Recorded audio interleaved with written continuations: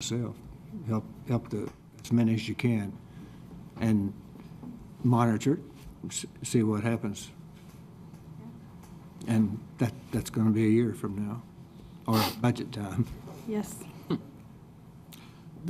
We have. Mayor, can I make one more? Yes, sir. comment? The only thing that I would say to that is that looking over the city budget, the city records, is that at some point in time, the city got the taste for helping programs like this went away. At one point in time in this city, we were giving at some point almost $20,000 a year out of city funds to programs like this, and in addition to that, even more in CDBG funds. And at some point in time, the city got to a point to where that stopped being a priority. And I can tell you what'll get you to that point.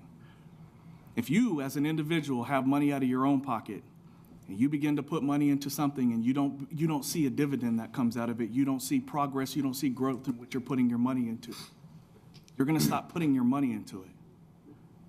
If you don't have if the only vested interest that you have in it is that the money that you're putting into, you're not seeing any benefit out of that, you're going to stop putting your money there. I believe that's what happened.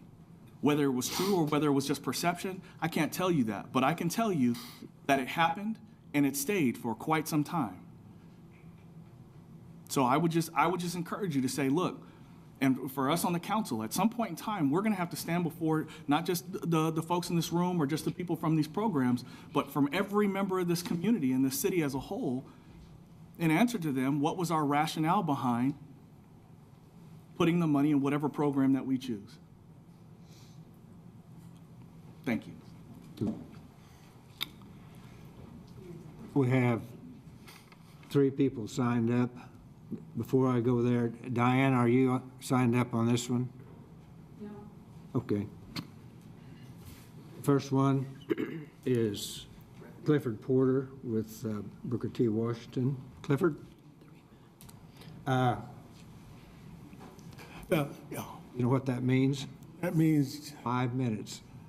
well, at all due We've heard this. at all due respect, let me tell everybody who I am. I'm Clifford Porter, and I'm with the Booker T. Washington Community Center. But Mayor, at all due respect, Need your name and address. Booker T. every time holds to you all's time limit, where everybody else come up here and do 30 minutes and we don't say nothing. So out of respect for this process, at least give me an opportunity to respond to the comments that's been made in regard to these programs. I made a note of those times last time. Okay, I appreciate that. And you were the least. All right, I appreciate you noting that, man. But let me say this by thank you for being here. And one thing we didn't say, and we have to acknowledge, I want to send our thoughts and prayers to the families in Houston, and we're going to pray for the folks in Miami that they get through this horrific, these storms. So we want to recognize that as we go on with our everyday lives. But let me say this. I want to say I appreciate the commissioners who did take the time.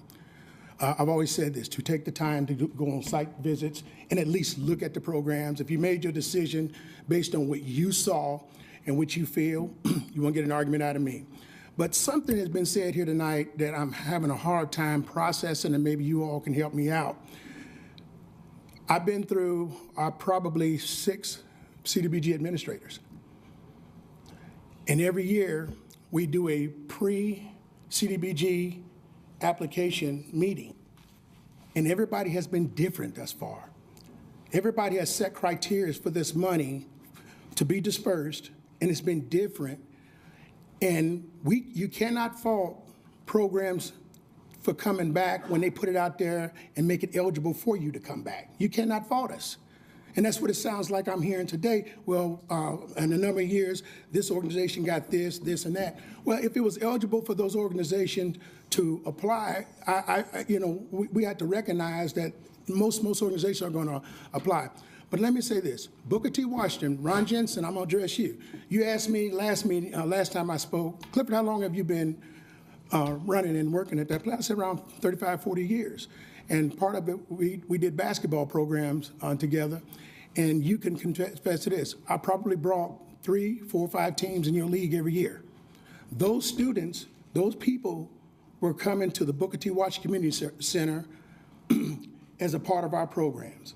Where nobody else wanted those kids, Clifford took time out of his schedule to give them kids hope and give them an opportunity to function in the city of Enid, in the walls of the city of Enid. Good or bad, I'll say this. We can talk about dollars, but good or bad, Booker T, since the mid-'70s, had been open to that community and others for recreations and places to go. Number one, to you all's point, to keep kids off the street.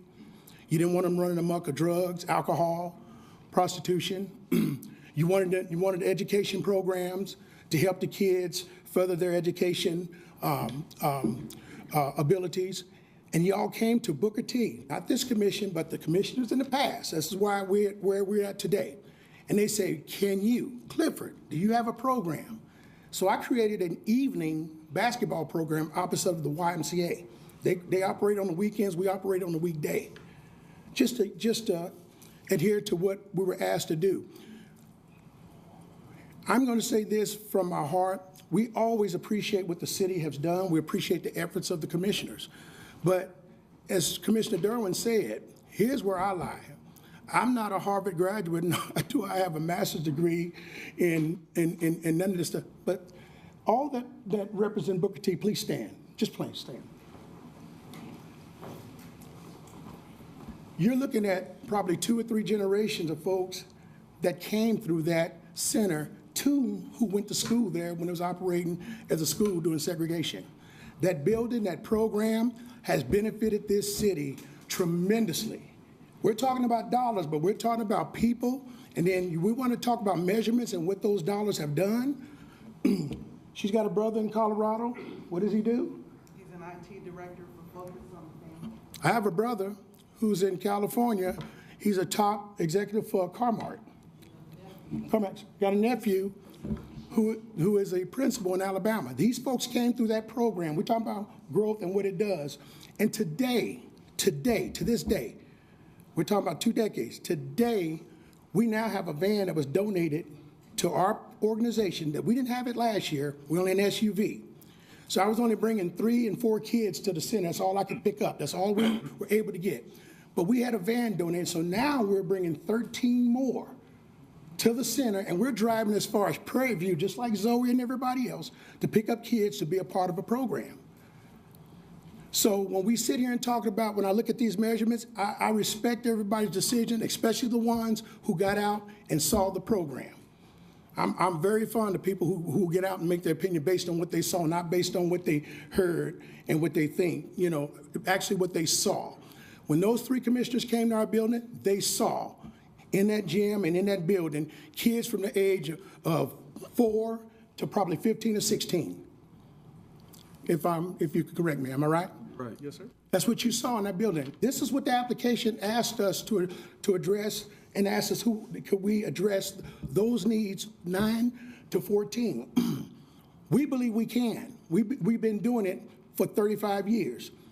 What you deem good or bad, we've been a profit for this city of Enid. Drugs in the Southern Heights community ran amok from 75 to 89, and they spent millions of dollars getting drugs off the street. People would not let their kids come across to attend Booker T for that reason. Today, we're so diverse because of the job the city did get the drugs off, and you know what? We keep the kids off the street so they don't go out and learn how to do those things, as do these other programs. So when we start saying one program ranks better than the other, now we're getting into a popularity contest. That's what I feel. If you haven't been in Enid as long as I am, you're making this opinion, it's kind of hard for me to accept it, but I will, because you have a hard job to do. But monies, I am telling you, whether we get the money or not, I am here to tell you, you will find that in that part of the community, East Park, some of these kids who won't go to Zoe or to Booker T, somebody's going to go home, cut their finger on a knife, or accidentally stab their little brother, because we don't think one of these organizations aren't any good because they've been getting money for several years. I'm here to say, on the record, CDBG dollars have really helped Booker T flourish. We used to operate on one main floor. Because of CDBG CDBG, we got 3 levels operating now. And we use all 3 levels. We ran into some bad luck because we had Wheat Hard Nutrition in our building. That program no longer exists for several years, and we were getting $13,000, $14,000 a year for them being in our building. But when they left, and then when the next group of commissioners came in and yanked CDBG away from small organizations like Booker T and the YW, good programs, and we see people like Junior Welfare League, programs like that receiving CDBG funding. A couple years ago, I was standing here defending Booker T. Please wrap it up. I will. I was standing here defending Booker T. $500 every time by giving Booker T and Taft School, they were wanting to give $10,000. So we were told priority was part of the criteria of CDBG funding. Booker T was right in that gray area, high priority. So I don't know how we got here. So I'm here to say, on behalf of the people we serve, we have done the best we can, and we have spent CDBG dollars very well. And it went to a good cause.